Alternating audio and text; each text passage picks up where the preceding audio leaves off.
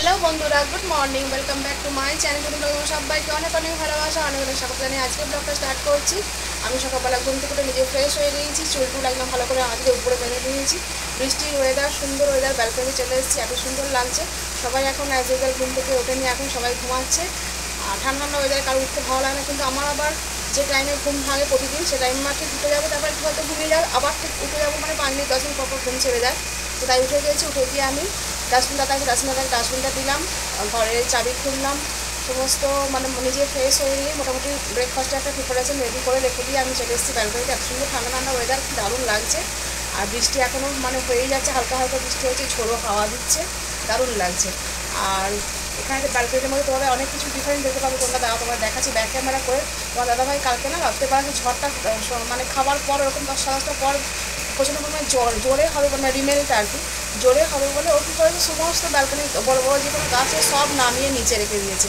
সকালবেলা ঘুম থেকে সেরকম বৃষ্টি কিছু হয়নি, সেরকম ঝড় কিছু হয়নি, হয়েছে হালকা সবার সময় ভালোই উঠেছিলো ঝড়টা বা বৃষ্টিটা ভালোই হচ্ছিলো।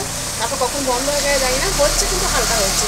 আর দেখো উপরে কোনো গাছ নাই, সব গাছ দেখো, আমরা ব্যাক ক্যামেরা করে একবার দেখি, সমস্ত গাছ এই বড় বড় গাছগুলো সব ভয়েতে নিচে নামিয়ে দিয়েছে। বলে যদি বৃষ্টিতে কিছু হয়ে যায়, ঝড়ের হাওয়াতে যদি পড়ে গিয়ে টপগুলো যদি ভেঙে যায়, তার জন্য সব ভেঙেছে। এবং তুলসী গাছটা আমি বলছি না, আবার থাক, তুলসী গাছটা আমার মরেও গেছে, নতুন গাছ লাগাতে হবে। আর এখানে দেখো পুরো ফাঁকা, সব নামিয়ে দিয়েছে, শুধু এইগুলো ছোটো ছোটো গাছগুলো এখানে রেখে দিয়েছে। দাঁড়াও, বাস আসছে একটা।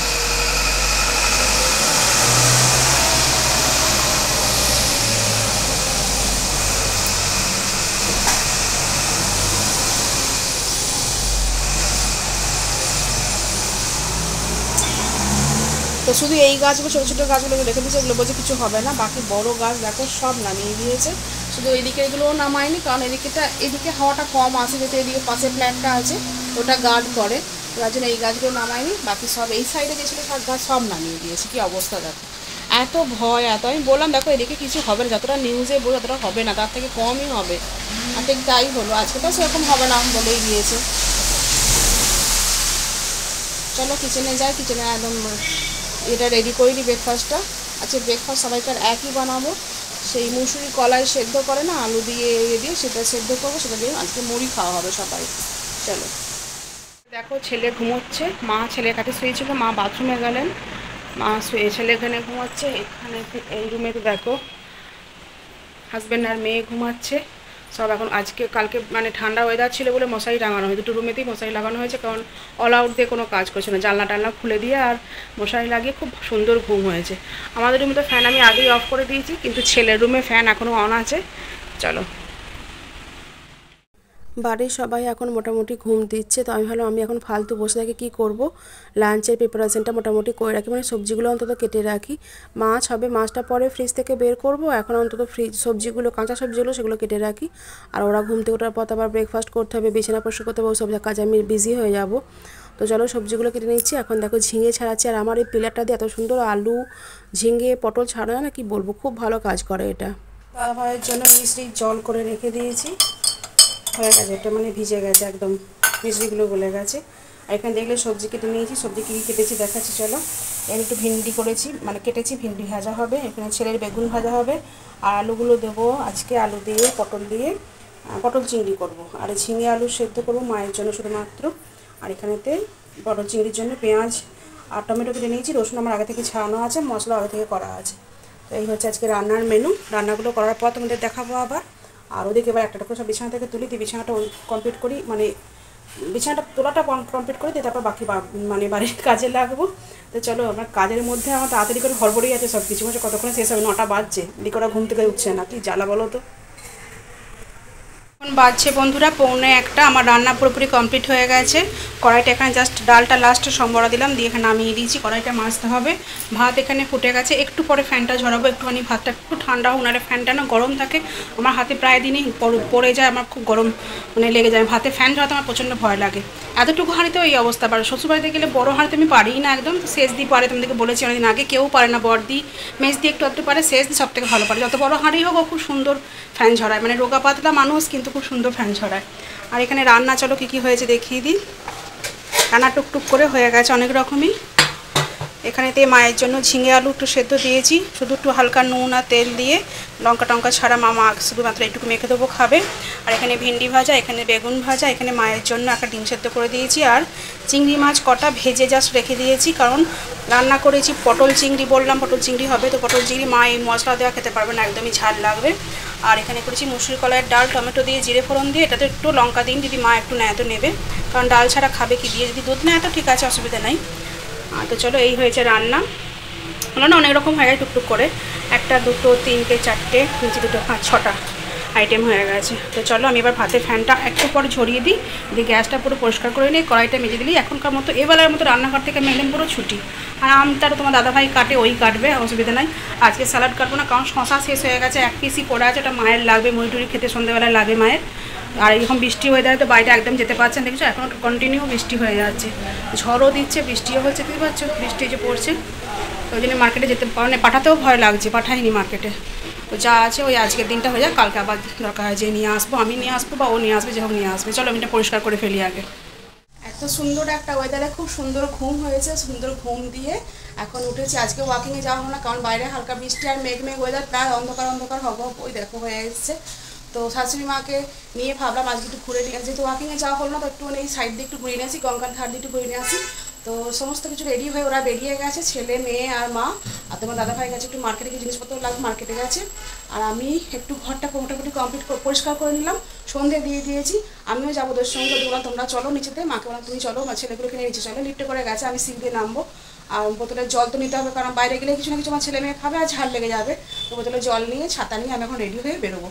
তো জাস্ট এখন একটু নিজে রেডি হয়ে নিয়েছি, অনেকদিন পর রেডি হলাম আর কি। ওয়াকিংয়ে যাই, যা হোক একটা মানে কুর্তি পরে ছুটি, তো আজকে একটু যেহেতু মায়ের সঙ্গে যাচ্ছি, একটু ভালো করে রেডি হয়ে, শাশুড়ি মা বলে কথা একজন, মানে তো চলো একটু ঘুরিয়ে নিয়ে আসি, কোথায় কী দেখাই একটু দেখি। মন্দির টন্দির তো আমরা যেতে পারবো না, ঘুরতে পারবো না, শুধু বাইরেই এমনি গঙ্গা ঘাট বা একটু ছেলে মেয়েদের স্কুল টুলগুলো একটু ঠাকুমাকে দেখিয়ে দিই, যায় কত দূরে ছেলে নাতিরা কত দূরে স্কুল আসে না আসে। মনে হচ্ছে না মা অত দূরে হাঁটতে পারবে, যদি পাই টোটো করে নেবো, টোটো করে নিয়ে ঘুরিয়ে নিয়ে আসবো। তো চলো এখন রাখছি, বাই বাই। এখন হচ্ছে গুড ইভিনিং হয়ে গেছে, আমাদের গুড ইভিনিংটা বলা হয়নি, তো গুড ইভিনিং বন্ধুরা, চলো ঘুরে আসি। লাইট অফ, চলো।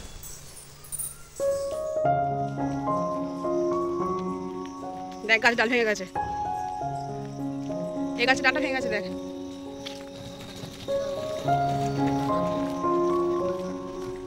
ওইখানে একটা গাছে পাতা পড়ে আছে, ভালোই ক্ষতি হয়েছে, মানে ছোটো মোটো মতো হয়েছে, কিন্তু হয়েছে ক্ষতি।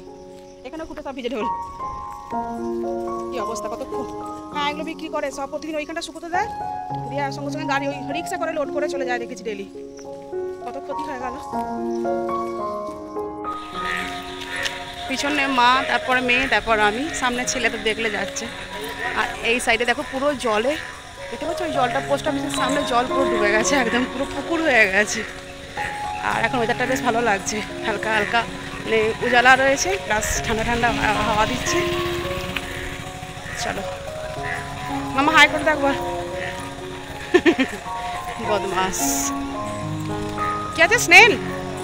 আর স্নেল এখানে এখন, হ্যাঁ বৃষ্টির ওয়েদারে স্নেল বেরোবে, ফ্রক বেরোবে, অনেক কিছু বেরোবে। মা দেখে আসবেন, এখানে সামনে আবার জল আছে, নেমে পড়ুন নিচেতে, নিচে নেমে আসুন। হ্যাঁ দেখো রাস্তায় পুরো জল দাঁড়িয়ে গেছে।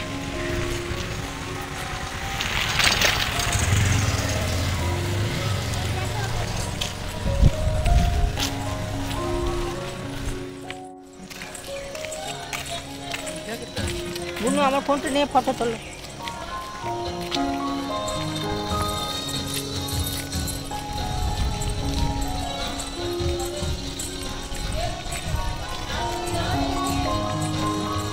পুরো রাস্তা এখন নোংরা হয়ে আছে, এগুলো পুরো পরিষ্কার থাকে, কাল সকালে পুরো ঝাঁট দিয়ে দেবে, পরিষ্কার হয়ে যাবে।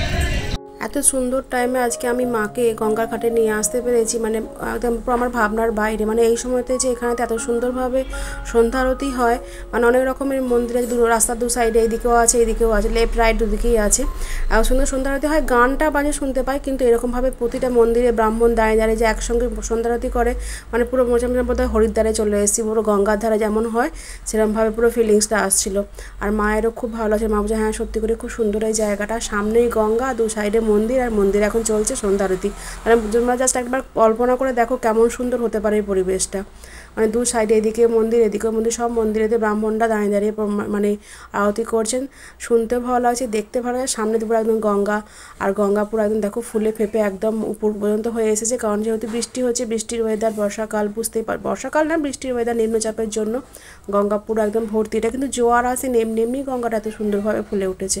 আর দেখো সব মন্দিরেতে যেমন মানুষরা দাঁড়িয়ে দাঁড়িয়ে দেখছেন, সবাই মানে পুরোহিত মশাইরা দাঁড়িয়ে দাঁড়িয়ে আরতি করছেন।